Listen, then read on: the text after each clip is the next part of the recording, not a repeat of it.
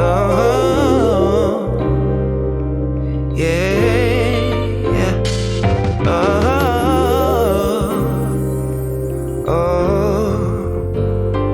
I believe one day, yeah. I believe in the future. I believe in the past. I believe what you truly desire, you can bring to pass. All you need is a focus and a story to hold, and the faith that you can achieve what's inside your soul. Someday we'll make it on by. Hi, Mike. How you doing? I'm doing very well, thank you. And you're in the sunshine again, so you look absolutely amazing. The sun's shining through. Oh, wow. It seems to get better and better living here. Truly blessed. Knowing that if you've got darker skin, you know, you need 8 times the amount of sunlight. You know, it's important to get lots of sunlight on the body. Definitely. And living in England, there's a deficit there, automatic deficit. So you made a good choice moving somewhere in the sunshine. So that's really good. So I'm hoping one day you're going to shift out in places like this. You're going to get out here more regularly, different parts of the world where the sun shines. Yes, yes. I would like that very much. I would like that. Okay, so today, I know that we're going to talk about the kind of, about truth, really. And sometimes acceptance of truth when it can be difficult. Yes. Yeah. But before we start, tell me a little bit about you and then what you understand as the truth. Yes. I would, for me, I'm a sentient sovereign soul that has found myself in all these years. It's took me decades to find myself. From working in the health industry and looking after thousands of clients over the last 4 decades, made me realize there is a huge body of information missing. It's like a huge gap of information where we have on one side here what we're taught, you know, our peers and our, you know, what we learn at school and the establishment, and what we learn on social media. And then over here, there's a body of what we call secret knowledge. And this secret knowledge has been hidden for a long time. And so because of this secret knowledge over here, and over here, we're living a life which we are being given and we perceive is the way the world runs. We're living, there's just a totally different world, you know. And this is why people are getting rather confused these days on what is going on, what is truth and what is falsehood, you know. So the truth is there's a lot more than meets the eye. Yes. Do you think also there's a lot of cognitive dissonance? So that even though people are faced with the truth, there's a fear or there's a desire to be comfortable, be in the comfortable lie, than to be in the truth. Absolutely. I think you hit the nail on the head there, Sophia. Cognitive dissonance and also ignorance. Also, I call it the boiling frog syndrome. The boiling frog syndrome is, you know something's wrong, but you still go about your everyday life as if nothing's going on. You fear to uncover what I call ugly truth, unpleasant truth, you know, inconvenient truth about how the world's run and what is happening to humanity at this time. And for our own personal growth, personal development, and personal evolution, we need the truth. As it says in the sacred text, the truth shall set you free. I like that because it's very true. Yeah. Very, very true. But I also realize that we're told a narrative that might not be the complete truth, or it might be the perspective of somebody else's truth. For example, Yes. I was talking recently about Thanksgiving and people celebrating Thanksgiving. And you can see that in a lot of movies, there's a big thing, how special it is, and people giving thanks. But a lot of people don't really understand the history of Thanksgiving. And in fact, what they're saying they're thankful for is the genocide of a people. And there's a lot of people that Thanksgiving is actually a reminder of that genocide and that difficult time. So you can see where people might not fully understand the truth, might not have the full picture, or they have an understanding of, oh, we're just giving thanks, but not knowing that history. And there's people that don't care about the history and how it affects other people, isn't it? So it's like truth may not be so concrete. What do you feel? You can, I look at truth on many levels. There's a hidden truth, the ugly truth, the unpleasant truth, the one truth. There's all these different truths. And let's play with this then. If there's truth out there, there's a truth that everything's energy. We spoke about this before, but that in itself is our whole body of knowledge. You can spend a lifetime studying that just on its own. Everything's energy. Now, next, let's look at what about the truth of history? Have we been really told the truth of history? Look at the giants they found. Look at advanced technologies they found in the pyramid. They found a computer, for God's sake, on the walls. You go to various parts of the world, you see ancient civilization who had advanced technology, that we're not told about. And if you read that book called the Book of the Dam, it tells you all these artifacts which are not explained to us. These are certain truths. We're not told the truth about who we are and where we come from. Who are we and where we come from?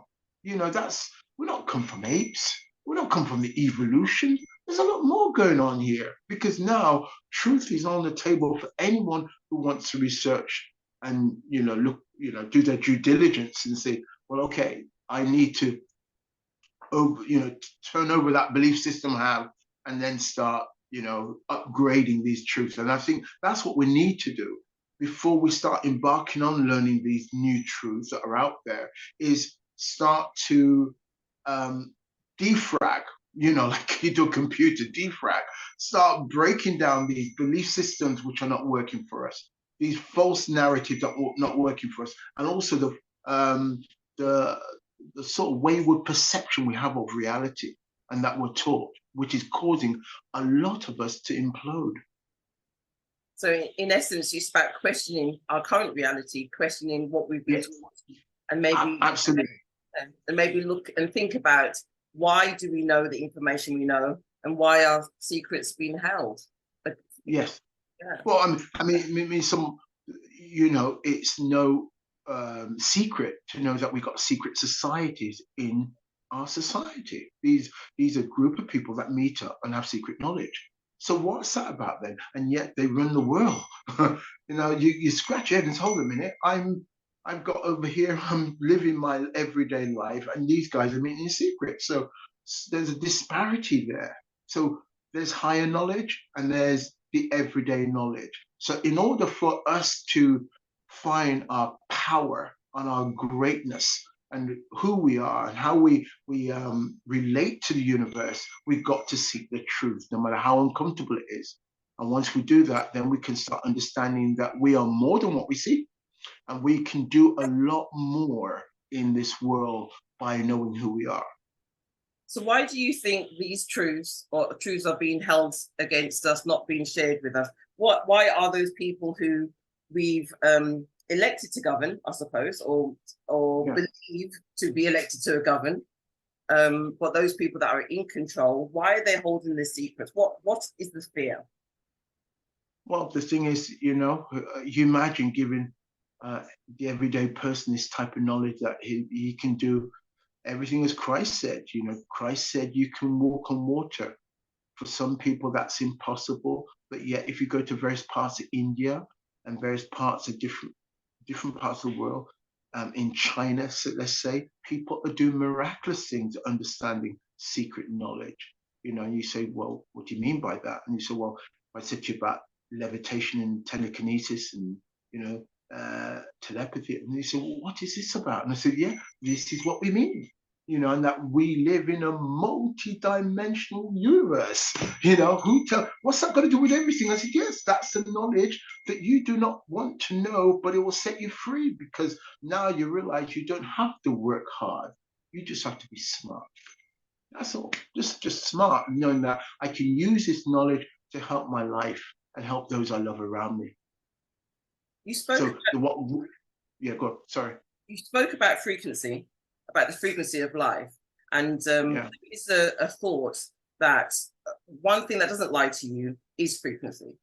So yes, and that's a little bit also about your instinct. So you may go into a room and the atmosphere changes, you can feel it, or somebody can say something to you, but there's part of you that feels that that's a lie, that's not the truth, something's not quite right. And maybe enough is that frequency of that message, as opposed to what they want to say, but you're hearing something deeper. Can you talk a little bit about how frequency can be the answer to truth? Yes, it's as you start to journey in this game of life, and you realize that I've got to now work on me. That's the key. My message going forward: be your own superhero. Understand the different layers of frequencies within you, and start recalibrating, realigning yourself to your higher consciousness. Now, as you start to work with yourself through various different what we call spiritual technology, whether it's sacred prayers, sacred meditations, sacred cleansing that you do, then you start to realize the power of what they call subtle energy. Subtle energy. Now, if you understand subtle energy, you can feel people before they utter a word. You can say, no, I need to not be in this room, or I need to be near this individual. You just have a sense of what they call a sense of knowingness. And that's the most powerful thing you can have at this present moment, because now you've gone up what they call personal evolution is now taking place within you. There's almost like a metamorphosis takes place when somebody starts to ascend to what we call higher level of consciousness. This is what will actually throw a curveball in all the nonsense that's going on. Somebody can transcend it to a higher level of thinking. Isn't that beautiful? So what can we do? What practical things can we do to try and tap into that higher level, to actually start to learn about ourselves? What can we do? Practical things. Nice question. I think first and foremost, let's work on 9 things. I think first and foremost, understand that you've got to start with grounding. Get learning to ground yourself one way or the other. Take your shoes off, walk on the earth. Start walking on the earth with your bare foot and realizing that you're connected to Mother Earth. Get the electrons in your feet, and appreciate that Mother is everything. Go and learn to hug a tree. You say, what, really? Well, in Africa, if you were suffering depression in certain parts of Africa, they would tie you to a tree for 3 days. And all of a sudden, this person coming back to life again. He's not an antidepressant here. He's just been tied to a tree for 3 days, because they know the frequency of of trees. That the trees have got their own communications now, which is beautiful. Next, we can get into breath work. Breath work is very powerful. I'm going to be meeting some international coaching in the 10th of January, 2024, and we're going to be talking about breath work. They actually got a breath academy. So I said, sorry, a breath academy. So you can imagine talking about breath work, not just on a recreational level, but on different levels. Get to know about chakras. Know about, you've got different what we call energy centers within your body, and these can get blocked. And if you unblock those, then you can start sensing different frequencies around you and enable you to ascend to a higher level of consciousness. Obviously, prayers. I'm a great believer in prayer. Learn sacred prayers. Prayers are important because it's an energy that goes up and it doesn't come back void. It comes back with compensation on divine timing, which is so beautiful, especially when a group of you come together. It's very magical. I'd say go and walk, go out in nature, get out in nature. Go out in nature. I'm going to go out later on. I need to get out in nature. Do as much as you can out in nature, because you start to be liberated in the way you're thinking. Do we say meditation? Oh, wow, meditation, many layers of meditation. I learned just recently that for every year you're born, yeah, you should be meditating. So let's say if you're 60, that's 60 minutes of meditation. So there's different types of meditation, but you choose. I've got one online. If you go on a wellness academy, I've done one on 5 to 8 frequency, which is a very good one. You've got loving kindness meditation. You've got, what else is there, Mikey? You've got another favorite is a twin heart meditation. That's quite a nice meditation. But choose a meditation that's you gravitate to. That will help you to rise. Planting, go in the garden. We said get out in nature, but also getting into gardening. Get into gardening. That's really grounding and also brings you back into it. And also start to appreciate that you are more than what you see, and that you can start to bend your reality. Oh, this is so beautiful. You can bend your reality by understanding everything's energy, and that your consciousness can change your reality. That's rewriting the blueprint of your life. Isn't that beautiful? Yeah, there's a list of things. Those techniques are really, again, it's about understanding you and getting to know you, and to protect yourself from electronics and the worldly things, and go back to the basics, which is Mother Earth, nature, gratitude. So it seems like that's moving, like I said, knowing ourselves and going back to that kind of foundation level. Because the number one thing I say to all my clients and all my friends, I said, you've got to understand about DNA vibration. This is why we have bluebirds. Bluebirds, they sleep amongst themselves. All right, let's just say it as it is.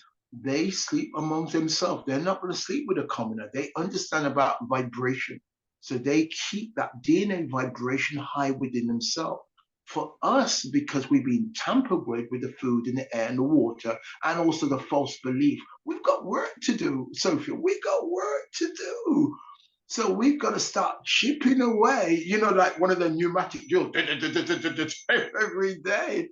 I said to all my clients, 1 hour a day you need to be working on yourself, to devoid yourself, to sort of cast off, to sort of rid yourself, to break through from mental slavery, and to elevate your soul to greatness and tap into your higher self. And now we're ready to take on the world with greatness.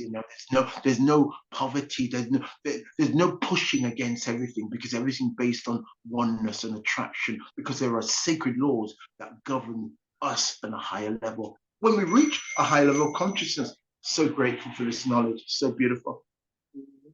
So it feels like that detachment, that cleansing, that connection to the universal power, that understanding self, being in a community where other people are like-minded. It seems like growing, so that we can, when we get a situation, we can deal with that situation because we begin to trust our instincts. Come on, girl. Absolutely.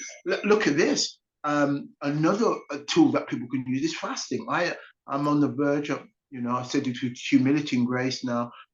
This will be my 8th time on water fasting. I'm due for fast now. I've done 7 days. I'm going to try and see if I can do 2 weeks on just water and tea. And fasting is another way. So the more you see the world going where it's going, the more work you've got to do on yourself. Because by working on yourself, you can then change the reality of your personal life and your whole arena.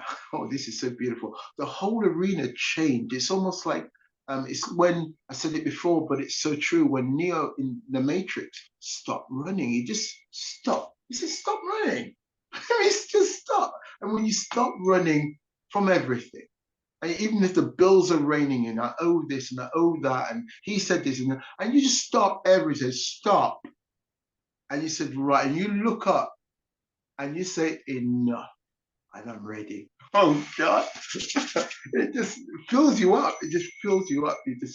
You're ready for a new version of you and a recalibration because everything's changing. The earth is changing. The frequency on the planet's changing. Our crystalline cells are changing. So whether we want to or not, we're still changing. But here's the key. The key is awareness that you are changing. And that's the subtlety of it. I am changing. So I need to go with the flow. So what I've named one program, the zone. You go into the zone. That's when you go into alpha state. When you go into zone, you go into flow. It's where things are working out for you. People are ringing you in. You're getting emails out of the blue. You're getting lots of offers, and it just happens just organically. And all of a sudden, you start to glow. Oh, isn't that beautiful? This is what people want now. Yeah. Definitely, definitely. And I think something that has been lost is that aspect of fasting and how important that is. It's something which Yes. our ancestors did. There's an element of cleansing, not only cleansing physically, because our body's cells work and respond differently when we're Yeah. fasting, but also there's a spiritual enlightenment that comes from fasting as well that Yes. we should be able to tap into. Absolutely. It's a help for any kind of addiction, whether that's addiction for food types or electronical goods or whatever kind of addiction. It's a time for us to sit down and sit with ourselves, and we learn about our inner strength as well with fasting. So I think that's something that it's a tool that we should really tap into and has a massive big Yeah. advantage. I mean, how often do you think people should fast? Is it whenever they feel like it, or do you have the summer winter thing, or what do you do? Yeah, I think intuitively, always follow intuition. That's the key as you raise your game. 4 times a year is a golden rule. Go with the seasons, and if you can go through, start slowly, intermittent fasting, then maybe a weekend fast and then build up gradually. And there's different types of fasting. Some people do dry fasting, some people do water fasting, some people do juice fasting, and some people just do a mental fast as well. So there's all different types of fasts. But when you start to seek truth, everything changes. Everything changes about you, and everything changes about your life, and everything changes just in reality to you because everything is so different. Because you're looking at life with a broader, higher perspective. Like example. This is a lovely example to look at this. And I call it the pyramid. Let's say somebody doesn't understand this level of knowledge, and it's just running their life the same old, same old. Like we got this New Year thing coming on. It's New Year. I don't class this. I don't celebrate a New Year because I think every breath we take is a new year. That's when you understand life. Now, what about the power of now? Well, that changes the whole narrative. That's the power of now, infinite possibility, infinite opportunity here, right now, just right here, right. I mean, I had to study this over the years. I didn't realize this because I'd be like, wish it could be great, Happy New Year and all the rest of it. And I said, well, Happy New Year is every breath I take. Yes, So first, the first ladder is victimhood. Down here is victimhood. People are not evolving, so they're going to constantly be struggling if they're not going to work on the stuff we're talking about. So it's victimhood. Then when somebody says, okay, I don't want to be in a victim mode. I'm not going to be blaming and cursing what's happening in my reality. I'm going to start taking control. That's the next level, taking control. So what I do is what I get, so they've got that cause and effect thing going on. So they're making a life change, and that's good. But that's only the second phase. Then the third phase is when somebody says, I understand about law of attraction. I understand that I can attract things into my life by being a certain way of consciousness. Isn't that beautiful? And you go higher still, and that's the law of oneness, that we're all one. And you have to go to places like Tibet. So, when the level of knowledge goes up, people have to move from their own environment because they said, you guys just don't get me. You don't get me. You don't understand. This life is about personal evolution. This what I've learned now, Sophia, this life is a school. And we've got to understand the nature of the game, and we should be on our own personal evolution. That's the key. And that's the truth of this.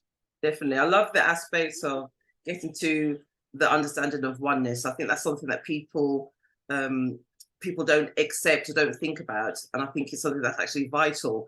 And if we thought that way, then it's harder for us to hurt another person because you realize that you're hurting yourself.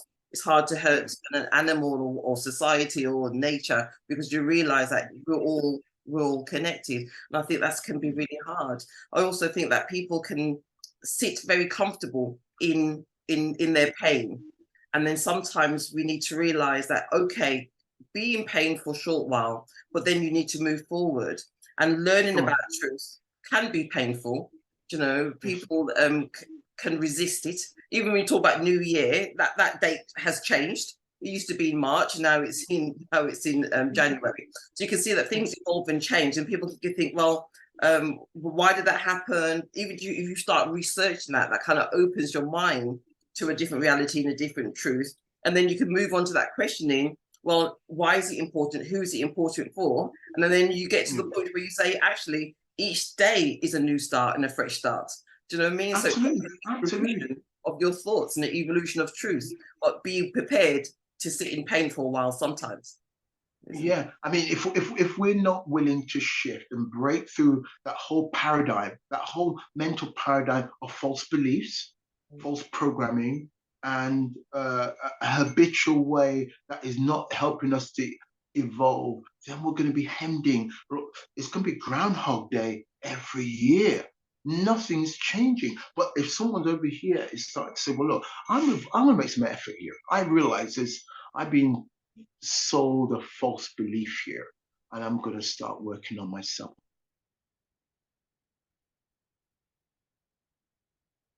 Here, I'm going to start reading more. I'm going to start doing some research more. I'm going to change my circle of friends in a subtle way, and I mean not in a harsh way. Just I'm going to just talk to people who have higher knowledge of myself, and just by doing that, then that starts to move you along, because we are a product of our 5 closest friends, aren't we? So if you've got friends who are quite negative and talking how bleak things are, that's how you're going to be. That because it's all about the environment as well. That's very, very true. I do believe that as well. That, if you surround yourself with like-minded people or people that you can look up to, aspire to, then that actually helps to lift you up as well. And I think sometimes for people, they like to sit. It can feel comfortable to sit with people who you think are underneath you because there's no stress. Do you know what I mean? But really and truly, your growth is about looking up towards the growth, not just about looking down, but look up to that growth and to find people that inspire you and to move you forward. So I thoroughly agree with that. I want to leave you with 3 words that will help anyone for their evolution now, to really help them to find truth within themselves and how the world works, and understand that we are connected to something higher. Is first and foremost is these 3 words: gratitude. If they can have a certain amount of gratitude for everything they've got in their life and where they are, that is a frequency that will go out and come back to them. So count your blessings first and foremost. That is, I think, is a very powerful thing anyone can do. It costs nothing to wake up in the morning, you open your eyes, knowing that I made it through the night, and knowing that a lot of people didn't make it through the night. I'm alive.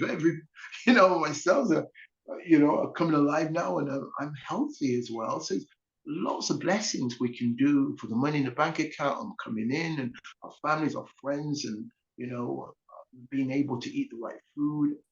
That's the first one. Secondly, is to have a compelling vision for truth. Have a compelling vision for your life, to know the highest level of truth for yourself and what's happening in the world and for your own evolution. So have this strong purpose in life, to know the truth, that it shapes you. You become unshakable there. And then the last one is be disciplined. Be disciplined. Hold yourself up and look at, are you following disciplined approach to helping yourself evolve each and every day? And we call that the 1% rule. Evolve each and every day. Learn something new about yourself and learn something about the world, and you're going to transcend all the nonsense that there is out there. How beautiful is that? That's wonderful. Thank you so much. Mm. Thank you for sharing. It's been amazing, informative, educational as always. So thank you so much. Thank you. Hopefully I'll see you again soon. Yes, we'll do it again. Thank you so much, Sophia. Welcome. You take care. Talk soon.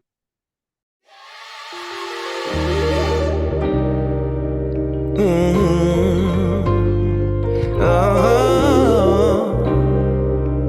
yeah.